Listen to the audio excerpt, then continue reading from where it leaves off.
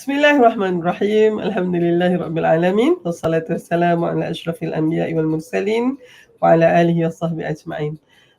Salam ukhuwah, salam kasih sayang ya. Kita bertemu lagi dalam Follow Me Dr. Har di TV Ikram dan juga dengan sesama Akademi Dr. Har. Ya, kita berada di dalam episod yang ke-20 ya, iaitu kiranya episod yang ketiga ya dalam bulan ini, membincangkan tentang fenomena fikir kelompok ataupun groupthink. Okay? Di dalam dua episod yang lalu, saya perkenalkan tentang fikir kelompok ini dalam episod yang ke-18. Ia adalah satu fenomena di mana ya, apabila pembuatan keputusan itu dibuat dengan persetujuan ya, mudah untuk mendapat satu persetujuan itu kerana kita ahli dalam kelompok itu, dalam kumpulan itu tidak mahu disingsihkan atau nak diketepikan ya.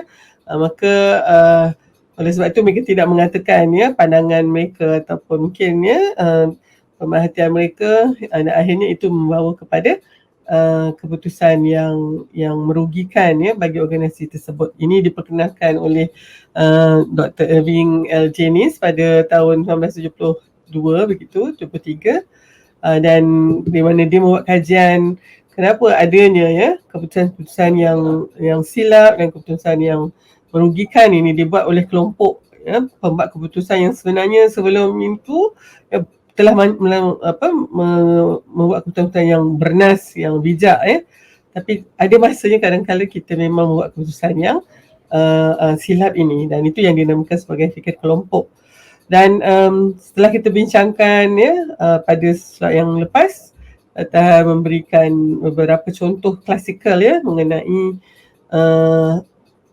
impak dan juga akibat daripada fenomena fikir kelompok itu ya, khususnya dalam kalau kita lihat pertama sekali dalam tragedi letupan ya Space Shuttle Challenger pada tahun 1986 ya, mengorbankan 7 nyawa. Itu apabila ya mereka buat keputusan di NASA tetap juga melancarkan ya shuttle itu walaupun banyak ya amaran yang diberikan ya, tapi kerana nak menjaga nama baik ataupun air muka NASA ketika itu ya, maka mereka lancarkan juga. Dan akhirnya berlakulah tragedi tersebut. Yang kedua adalah tentang dalam konteks serangan ya tentera Jepun kepada pelhaba iaitu pangkalan tentera laut Amerika di Hawaii yang mengorbankan ribuan nyawa tentera-tentera laut di ketika itu. Dan ini adalah ya apabila bahagian tertinggi ya tentera laut Amerika itu tidak mengendahkan beberapa laporan ya yang mengatakan memang orang Jepun ya, tentera Jepun memang nak menyerang kerana mereka merasa mereka sangat kebal. Itu juga. Dan yang ketiga, yang itu mungkin ya, yang ketiga ini mengenai pembunuhan diri beramai-ramai ya, yang berlaku di Guyana dalam satu kelompok yang menamakan diri mereka sebagai The People's Temple yang diketuai oleh Jim Jones ya, yang membunuh diri hampir 1,000 orang, termasuk ya 250 orang kanak-kanak ya, yang mana mereka hidup di dalam satu komuniti yang terasing begitu, dan akhirnya ya tanpa orang kata membantah pun mereka diarahkan untuk minum racun itu beramai-ramai ya, dan akhirnya mati ya, dalam kelompok yang begitu ramai ya, kerana semata-mata kerana ketua mereka yang mengatakan inilah satu-satunya ya yang mesti kita lakukan ya. Dan ini juga disebabkan oleh fikir kelompok ya. Jadi oleh sebab itu mungkin dalam episod kali ini kita lihat bagaimana, kenapa agaknya fikir kelompok ini boleh berlaku ya. Dia ada faktor-faktor yang boleh menyebabkan fikir kelompok ini berlaku, antaranya ya, mungkin ketua yang sangat ya dominan ya, overbearing, dan juga mungkin ya dalam kelompok itu terlalu rapat sehingga semua orang tidak mahu nak menyanggah ya, supaya mereka tidak dilihat ya menentang ya, menjadi kelompok penentang di dalam organisasi tersebut. Itu antara faktor-faktor penyebab, faktor-faktor yang boleh ya ini. Tapi sebenarnya ada 4 ya tingkah laku ataupun ya perbuatan ya seseorang itu yang menyebabkan kita ya mengambil pandangan supaya bersetuju saja ya dengan semua orang ya, dan tidak mahu menyuarakan mungkin kegusaran kita ataupun ya kita punya rasa ada sesuatu yang tak kena itu ya. Antaranya pertama, kita nak mengelakkan daripada berlakunya konflik. Ya, yang sifat avoiding ini sangat mendasar ya, kerana kita tidak mahu dilihat sebagai pengacau ya, ataupun yang akan mengganggu gugat ketenteraman ya organisasi kita ya. Jadi di kalangan ahli-ahli, kita tahu kita tak mahu nak kalau ketua kita mungkin dah begitu, maka kita ikut sajalah. Dan di kalangan ahli ketua pula ya ataupun pemimpin dan pengurusan dalam organisasi itu pula, mereka ya memang memastikan bahawa kalau ada suara-suara yang tidak bersetuju, itu akan dianggap sebagai ya ahli yang tidak taat ya, ahli yang tidak mengikuti apa yang telah dijanjikan ya. Maka dengan itu sangat mudah untuk mereka mengetepikan ya ahli-ahli yang mungkin nak memberi teguran ini. Jadi oleh sebab itu, kalau kita lihat di sinilah ya sebab utama kenapa semua orang menganggap okay, kita ikut sajalah ya, tak payahlah kita nak lawan-lawan sangat ya, sebab kita sebenarnya ya tidak boleh nak mengganggu ketenteraman di kalangan ahli-ahli kita ini ya. Kalau kita dan ini yang dinyatakan sebenarnya, kalau dari sudut persetujuan, kita selalu ingat bahawa kalau kita mudah sangat ya capai kepada persetujuan, itulah yang terbaik. Itu yang menunjukkan betapa bagusnya organisasi kita ini ya. Antara kejelikitan itu ya, senang saja nak dapatkan sesuatu keputusan itu ya. Tapi sebenarnya keputusan yang cepat sangat itu kerana semua orang bersetuju ya, itu lebih disebabkan oleh groupthink ya. Dan kalau ikut Peter Drucker ya, mungkin ada yang tahu Peter Drucker ni banyak menulis tentang ya dinamik organisasi. Dia mengatakan sebenarnya kalau nak tengokkan keputusan yang efektif itu bukannya dicapai daripada sudut ya yang selalu kita ingatlah kan, maknanya semua setuju begitu ya, dan sangat cepat untuk setuju. Itu lagilah ya. Itu selalunya menunjukkan bahawa adanya berlaku groupthink, dan selalunya keputusan itu ya satu keputusan yang mempunyai banyak ya ruang yang boleh menimbulkan masalah ya. Tetapi sebenarnya keputusan yang efektif itu mengikut Peter Drucker terhasil selepas berlakunya ya satu perbincangan yang conflicting ya, bercanggah dan banyak bantahan terhadap idea yang katakanlah contohnya ada 4 idea, oleh sebab itu kena bincangkan tentang 4 idea itu. Akhirnya idea yang terhasil mungkin gabungan daripada keempat-empat itu barulah merupakan keputusan yang baik. Bukannya mungkin ya daripada awal hanya ada satu saja pilihan, tak ada alternatif lain dan semua bersetuju. Ya, itu sebenarnya lebih mirip kepada groupthink. Jadi kenapa keputusan itu sangat mudah untuk dicapai dan hanya ada satu saja yang dominan, yang lain itu tidak diambil kira, kerana semuanya sudah berada di dalam kerangka ya fikir kelompok yang mana nak mengelakkan daripada berlakunya konflik. Jadi kalau ada konflik itu dianggap sebagai satu yang tidak baik ya, begitu ya. Okey, yang kedua adalah apabila ya kelompok itu merasa mereka memang ya merasakan bahawa memang kita ini sudah ada ya mungkin ya di kalangan kita ni, kita ni semua orang baik-baik kan, jadi tentu keputusan yang kita buat juga baik. Ya begitu ya. Jadi ada strong sense of righteousness ya. Dan ini selalunya didasarkan oleh dua jenis bias ya, ataupun kan bias ini maknanya kita dah berat sebelah dah ya, dan kita ada kecenderungan terhadap sesuatu, itu yang bias, apa yang dinamakan sebagai confirmation bias dan juga consensus bias ya. Yang maknanya confirmation bias ni lebih di mana kita sebenarnya akan mengambil endah dan berat tentang maklumat ataupun hujah yang sangat hampir dengan kita punya keputusan kita. Hanya masing-masing dah buat dah keputusan itu, jadi kita mungkin lebih lagi cenderung kepada data dan juga hujah yang bukan menyokong kita punya keputusan kita sendiri ya. Jadi oleh sebab itu banyak antara kita tak perasan pun tentang bagaimana kuatnya pengaruh confirmation bias ini.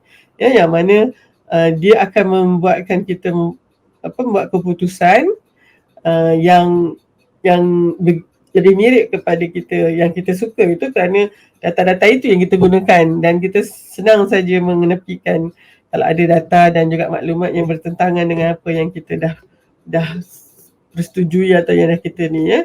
Consensus bias pula adalah apabila kita sebenarnya nampak macam ada konsensus ya.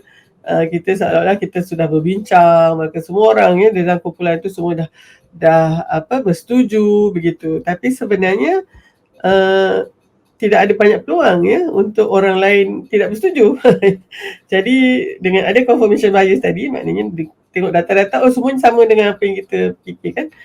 Dan yang kedua pula consensus bias ni kita rasakan bahawa kita semua memang dah sepakat konsensus itu, tapi sebenarnya tidak ada ruang untuk mereka yang mungkin nak mengatakan dia tak berapa setuju tentang keputusan ini contohnya kerana takut macam-macam lah dia ketepikan dan seterusnya. Dan dalam bias inilah mulanya kita merasakan bahawa keputusan kita adalah keputusan yang paling bijak dan kita tidak mempunyai kerangka fikir yang bercambah untuk mencari adakah kita sebenarnya hanya nampak benda yang kita nak nampak atau benda yang kita suka gitu. Dan disebabkan tu orang yang mungkin berada di luar daripada apa yang kita dah persetujui ini, kita lihat sebagai seorang yang hanya akan mengacau, ganggu sebab kita memang dah betul lah ni. Jadi oleh sebab tu kita tidak mungkin banyak menafikan realiti semasa kerana kita rasa kita dah betul lah. Dan bukan kita seorang betul, semua orang pun setuju, semua orang pun pandangan dia hampir sama Jadi dalam konteks kita merasa kita saja yang betul ini juga kalau kita lihat sikap kita terhadap orang yang bukan daripada kelompok kita itu menjadi sangat hostile sangat memusuhi begitu kerana kita saja yang betul. Yang ini memanglah kan kita ada orang kata bias tersebut okey, itu sebab yang kedua. Sebab yang ketiga adalah kurangnya apa yang dinamakan sebagai psychological safety zon keselamatan psikologi itu maknanya ini selalunya apabila dalam konteks kita sendiri merasa tak selamat untuk kita mengatakan sesuatu yang bertentangan kerana nanti kita akan dihukum ataupun kita akan dilihat mungkin cuba mengganggu dan mengacau ketenteraman semua orang dan oleh sebab tu kita merasa bila seorang itu tidak merasa selamat untuk memberi pandangan tanpa bimbang akan dikenakan tindakan-tindakan seperti ini, maka tentu sekali kita tidak akan menyuarakan pandangan kita. Jadi psychological safety ni sebenarnya sangat penting dibincangkan juga khususnya dalam keluarga anak-anak kita yang tidak merasa adanya psychological safety selalunya tidak akan berbincang dengan ibu bapanya, khususnya dalam membuat keputusan yang besar, dan kita tahu saja anak kita dah buat macam-macam keputusan silap yang akhirnya terpaksa kita tanggung kerana mereka sebenarnya tidak merujuk kepada kita dulu, tapi akhirnya bila dah menjadi sesuatu yang sukar, yang terlibat dengan contohnya perkara-perkara yang tidak kita ingini itu, tentu sekali kita akhirnya dapat tahu juga dan ketika itu oleh kita tahu rupanya kenapa anak-anak kita contohnya atau kita punya orang bawahan tidak pernah menyuarakan kepada kita ini kerana mereka rasa mereka tidak selamat. Jadi orang yang merasakan tidak ada keselamatan dari sudut psikologinya mereka tidak akan menyuarakan pandangan mereka tidak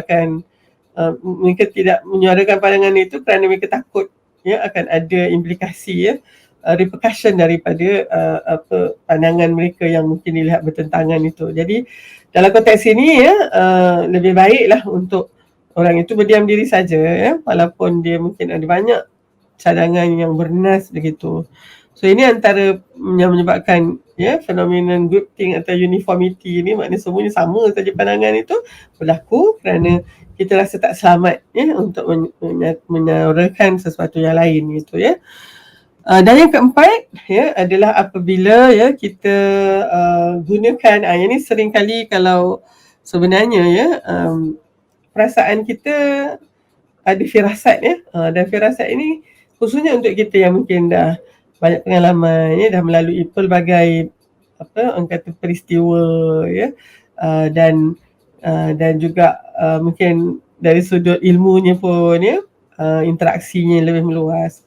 Firasat itu ada satu yang perlu kita ambil kira juga tapi namun kalaulah misalnya organisasi kita tu lebih memikirkan tentang pemikiran logik saja yang kena ada datanya, adalah di situ maklum balas yang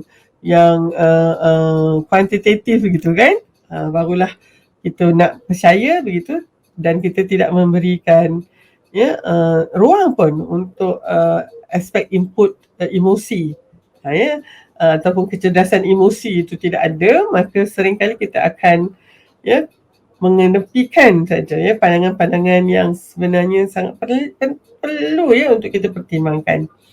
Dan ini mungkin bila kita kata jangan, tak maulah cerita-cerita je terus straight to the point sebab dia mungkin menganggap bahawa cerita-cerita ni semua tak penting kadang-kadang kita kalau katalah ada aduan terhadap salah laku dan sebagainya, kita mahu lihat bukti, kalau tak ada bukti kita tak akan layan, betul tapi kadang-kadang kita mungkin kena juga mendengar kenapa seseorang itu merasa mungkin kurang senang dengan keputusan yang kita buat ataupun sesuatu perkara gitu sebab satu organisasi yang mengenepikan kecerdasan emosi didapati lebih mudah untuk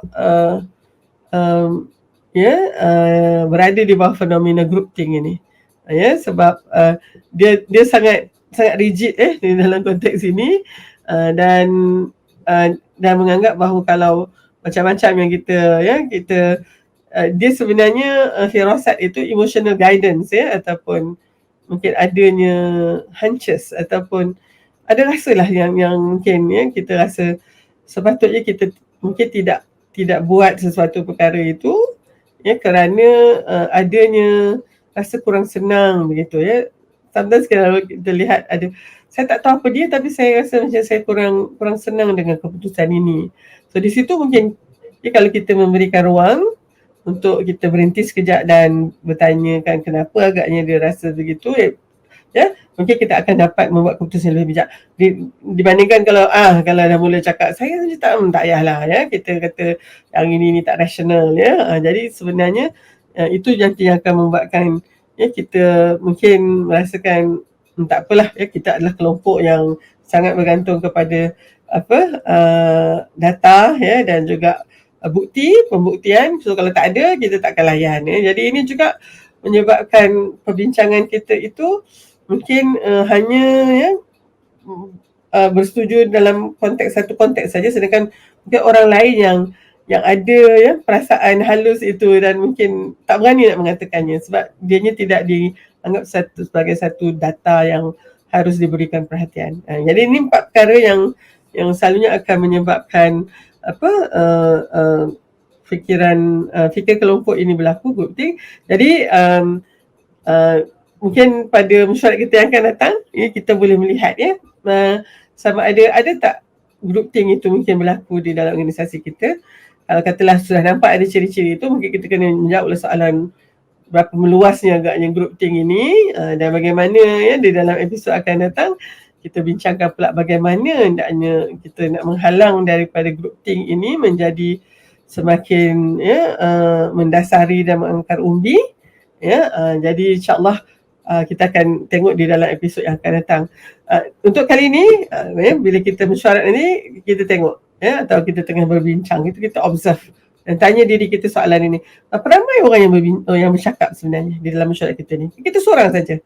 Atau mungkin adalah seorang dua itu, siapakah orang dia? Adakah orang yang sama saja dan mereka pula selalu mengatakan setuju dengan pandangan kita kalau kita menjadi chairperson, atau kalaupun kita yang menjadi bukan pengurusi pun, tapi kita akan selalu saja mengiyakan pengurusi kita tu kerana kita anggap keputusannya itu tak boleh nak disangkal kerana sangat bijak, dan bukan itu saja, betul kita juga menunjukkan dia punya gesture dia lah bahawa dia tak mahu orang lain menyangkal pandangan dia contohnya kan.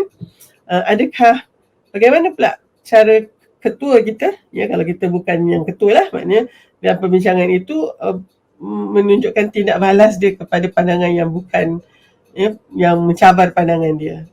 Kalau nampak dia sangat tiba-tiba naiklah suaranya dan dia sangat becoming very verbally abusive contohnya, mulalah kata macam-macam, dan tentu sekali orang yang nak bercakap ataupun nak menyanggah dia itu takkan ada peluang. So sebenarnya sudah berlakunya groupthink di situ dan mungkin juga kita tengok sikit-sikit akan ada kata ni saya adalah ketua dalam sini saya selalu autoriti saya begitu. Saya itu juga sangat mudahlah kita mungkin beroperasi di dalam konteks penuh dengan fenomena ini, groupthink ini, dan yang kita kena ingat bahawa ia mungkin membawa kepada pembuatan keputusan yang tidak bijak, salah dan malah merugikan. Itu sebabnya kita bincangkan tentang fikir kelompok ini Jadi saya kira insya-Allah kalau kita lihat dalam organisasi kita, mari kita perhatikan sebagai katalah kita adalah tergolong dalam kelompok yang memimpin diberikan amanah untuk memimpin organisasi. Kita kena seriously melihat sama ada fenomena fikir kelompok ini berlaku, dan mungkin bagi kita yang memimpin ni kan, kita rasa lagi banyak fikir kelompok tu, lagi mudah kita nak menguruskan organisasi kita kan, tak banyak bertahan dan oleh sebab tu mungkin banyak antara kita punya ugutan ataupun mungkin amaran yang sangat mencengkam ahli kita sampai mereka tahulah mereka sebenarnya tak boleh nak cakap apa sangatlah so, jika tidak mereka akan dapat kesannya tu mungkin dalam konteks politik juga sebenarnya ramai ahli politik lebih suka pengikutnya berada di bawah groupthink ni fikir kelompok ni sebab akan mudah untuk dimanipulasi dalam keadaan ahli tidak merasa pun bahawa mereka sedang dimanipulasi sebenarnya jadi kita rasa kita harus boleh berfikir di luar kotak itu dan mungkin bertanyakan soalan, boleh tak agaknya kita buat perkara yang macam ni begini pula contohnya kan. Itu nanti dalam episod akan datang Dr. Har mungkin akan mula bercakap tentang bagaimana kaedah untuk memastikan fikir kelompok ini tidak berterusan. Antaranya ni just kata previewnya, mesti ada di kalangan kita di dalam masyarakat itu yang akan mengambil tugas sebagai penyanggah. Maknanya dia lah yang akan jadi orang yang berfikir semua dah setuju ni, lepas tu kata dah setuju dengan A kan, dia kata kenapa kita tak buat B contohnya begitu kenapa kita tak buat B, baru semua kata kenapa kita tak buat B sebab yang kita punya pengurusi kan dah cakap kita buat A semuanya kena A. So, kebetulan A tu dekat dengan apa yang dia tahu, contohnya ini confirmation bias, dan A juga adalah seolah-olah semua orang dah setuju sebab tak ada siapa pun yang bercakap melawan idea tersebut. Tapi kalau kita ada seorang yang sebelum kita boleh simpulkan tu kan kata ada tak cara lain agaknya kita nak buat kaedah ni ataupun ni. Kalau semua kata tak ada, mana ada, you ni saja nak buang masa je, maknanya memang kita akan terus menggunakan membuat keputusan kita di bawah pengaruh pemikiran kelompok ini. Jadi oleh sebab itu perlu adalah keberanian untuk mungkin bertanyakan kepada bos kita ataupun tim pengurusan kita, kenapa dia orang buat macam ni, kenapa tak buat B begitu kan. Dan ini semua bergantunglah sama ada pengurusan itu memberi ruang atau tidak. Ada yang memang tak akan bagi peluang langsung, ada yang juga beri peluang, kata tolong siapa ada apa-apa maklumat tolong bagi tahu pada kami akan pastikan. Tapi rupanya itu sebagai orang kata servis dekat bibir saja ya. Maknanya yalah macam nampaklah kita ni sangat mengalu-alukan ya. Tapi rupanya kita lebih alukan itu adalah idea yang sama dengan idea kita. Jadi itu pun tak kira juga. Malahan yang paling baik adalah untuk melihat kepada pandangan yang berbeza, bertentangan. Ingat tadi Peter Drucker kata effective decision itu, keputusan yang efektif itu selalunya terhasil apabila semua pandangan khususnya yang bertentangan dengan pandangan kita atau pandangan orang lain itu kita bincangkan bersama. Dan daripada situ kita mungkin melihat kekuatan dan kelemahan daripada ya, katalah ada 4 cadangan ini, setiap cadangan itu ada kekuatan dan kelemahan dia. Dan kalau kita ya sama-sama boleh berbincang ya, dan tidak berada di bawah group think ini ya, berbincang secara orang kata bersungguh-sungguh, kita akan dapat satu keputusan yang mungkin mengambil semua kebaikan daripada empat-empat keputusan yang ada tadi, dan juga ya, dalam masa yang sama keputusan yang kita buat itu dapat mengatasi ya, masalah-masalah yang mungkin akan berlaku ya, sekiranya kita hanya melakukan satu saja kaedah. Jadi itu baru konsensus, itu baru betul-betul syura kita katakan ya. Syura ni bukannya maknanya ya, sebut semua orang setuju saja, itu bukan syura ya, malahan ataupun mungkin kita pula faham itu dah syura. Punyalah bagusnya kami punya ya, kejeligitan kami ni ya, ukhuwah di kalangan kami ni mungkin dari sudut pengisian kami ya, semuanya sama, maka dengan itu kita boleh senang dapat keputusan. Ya, tak payah bincang-bincang sampai bergaduh-gaduh. Sebenarnya kita pun tak maulah sampai bergaduh sampai tak dapat pula keputusan. Ya, jadi oleh sebab itu sekali lagi ya, macam yang selalu hajarkan kepada pelajar-pelajar falsafah dan isu semasa, di dalam konteks kita ya, adanya polariti ini ya, maknanya adanya ya mungkin di kalangan yang asyik bergaduh saja ya, tak langsung nak dapat kata putus pun susah ya. Bukan saja bergaduh dari sudut pandangan sampai kepada personal semua. Yang ni memang akan berlakulah ya, sesuatu gerak kerja yang baik daripada kelompok yang tidak langsung boleh ya nak bersetuju ini ya. Tapi satu ekstrim lagi adalah kelompok yang sangat bersetuju ni ya. Memang orang kata ya, cakap je lah apa saya akan buat, kalau suruh terjun bangunan pun terjun juga. Contohnya itu yang kita lihat dari sudut classical example ya, tentang group think ini. Apa yang berlaku pada pembunuhan beramai-ramai, pembunuhan diri beramai-ramai di Guyana, itu adalah yang itu ya. Walaupun hatta hingga minum racun yang yang akan membunuh dia dan anak-anak, itu pun yang lakukan. So ini memang betul-betul kita lihat ya, satu macam indoktrinasi ya, group think yang menyebabkan ya, mereka seolah-olah akan melakukan apa sajalah tanpa tidak mempersoalkan pun ya. Yang itu pun kita tak mahu. Jadi kita mahu berada ya, di dalam satu organisasi yang membuka ruang ya, supaya kita boleh menyampaikan ya, concern kita, dan kita punya mungkin isu dan perasaan kita tu diambil berat dan diambil kira di dalam pembuatan keputusan ya. Dan kita juga ya mahu adanya update bukannya saja membiarkan saja ya. Itu juga dilihat sebagai satu kaedah yang tidak responsif terhadap pandangan. Maka mungkin kita lihat mungkin kita boleh ingatkanlah, kita beri lagi pandangan kita pada musyawat akan datang. Masih lagi tak ada apa-apa tindakan. Yang ini nanti yang mungkin akan akhirnya ya menyebabkan ya kita akan kehilanganlah ahli-ahli kita yang sebenarnya sangat penting ya, untuk membawa kita kepada ya satu yang mencabar ya, keputusan kita, khususnya keputusan group think ni ya. Tapi kalau kita buangkan mereka ni, maka akhirnya yang ada dengan kita hanyalah mereka yang memang akan menokok tambahkan lagi group think ini ya, menebalkan lagi ini, dan akhirnya kita semua merasa bagusnya kita, dan ya kita tidak perlukan pandangan orang lain dan seterusnya.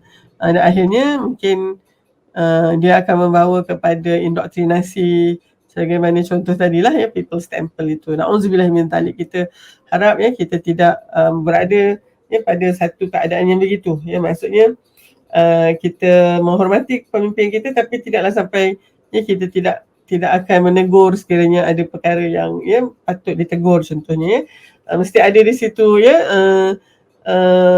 safety net ataupun ya jaring keselamatan untuk dari sudut psikologi. Maknanya bila kita memberikan ya maklum malas yang mungkin kita tahu pemimpin itu tak bersuka, tapi kita masih berikan juga dan mereka tetap juga mendengar walaupun mereka tak suka tu, itu pastinya akan mengelakkan kita daripada aspek menjadi kelompok yang diselimuti oleh group think ini, ya.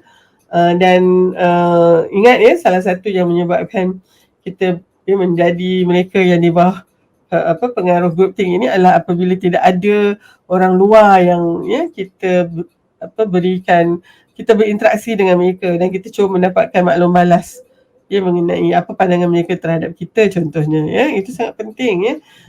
Tapi tentu kalau ada group think kita tak mau ambil semua ni sebabnya dia akan mengganggu juga dan kita akan beralasan lah siapa dia yang nak bagi tahu kita ni, dia bukannya faham kita cara kita, bagaimana mungkin khususnya kalau ada keajaiban ataupun perkara-perkara yang di luar daripada biasa tu, kita rasa itulah dia, mungkin itulah yang menjadi pemimpin kita yang mempunyai kuasa sakti contohnya, dan dari situ group think amat mudah untuk menjadikan manusia ini dimanipulasi dan diperkotak-katikkan, ya. Jadi mudah-mudahan kita berada di tengah-tengah ini dan satu titik seimbang antara yang kita melakukan penambahbaikan atau bertanya itu kerana kita sayangkan organisasi kita, bukannya kita nak rosakkan organisasi kita, ya.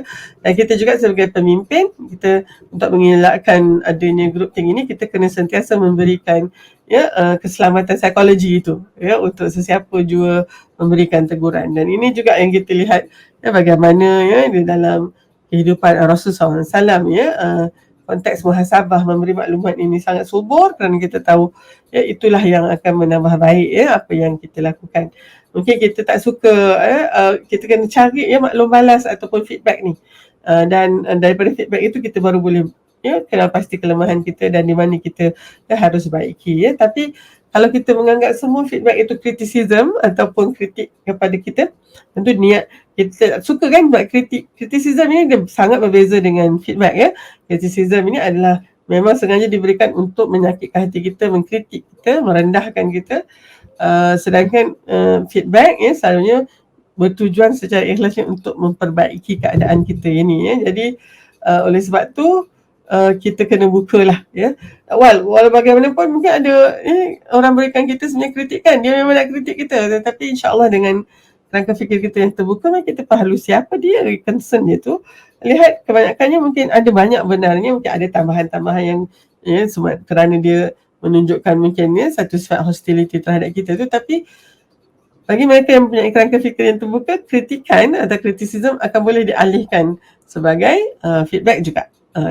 Tapi jangan lupa kalau siapa yang berfikiran fix ataupun jumud ini, maklum balas yang sangat baik juga akan dilihat sebagai kritikan dan oleh sebab itu dia akan sisihkan. Dan itulah nanti yang kalau misalnya kita menjadi ketua, kita tidak boleh tolerate orang lain yang mempunyai cara berfikir yang berbeza dengan kita. Di situ ketahuilah bahawa sebenarnya mungkin organisasi kita sudah berada di bawah pengaruh dan fenomenon fikir kelompok. Okay, jadi saya harap kita akan bertemu lagi untuk menambahkan lagi di episod akan datang bagaimana untuk mengelakkan organisasi kita daripada terus berada di bawah cengkaman group think yang sangat memudaratkan sebenarnya. Dan insyaAllah kita sama-sama cuba kalau adalah makluman ini yang boleh dimanfaatkan oleh orang lain, saya jemputlah untuk para pelayar semua berkongsi dan mungkin berikan di dalam ruang komen apa mungkin kalau pertanyaan saya mungkin tak dapat menjawab sekarang, tapi kita akan kita janji insyaAllah kita akan lihat semua komen-komen tersebut untuk kita address dan kalau kita perlukan bantuan orang lain untuk melihat bagaimana nak menjawab soalan tuan-tuan dan puan-puan itu para pelayar semua, saya akan cuba usahakan insyaAllah. Sekali lagi terima kasih di atas masa yang telah digunakan untuk bersama dengan saya pada pagi ini. Mudah-mudahan kita akan bertemu lagi pada episod yang akan datang. Sehingga kita bertemu lagi. Wabillahi taufiq wal hidayah. Assalamualaikum warahmatullahi wabarakatuh.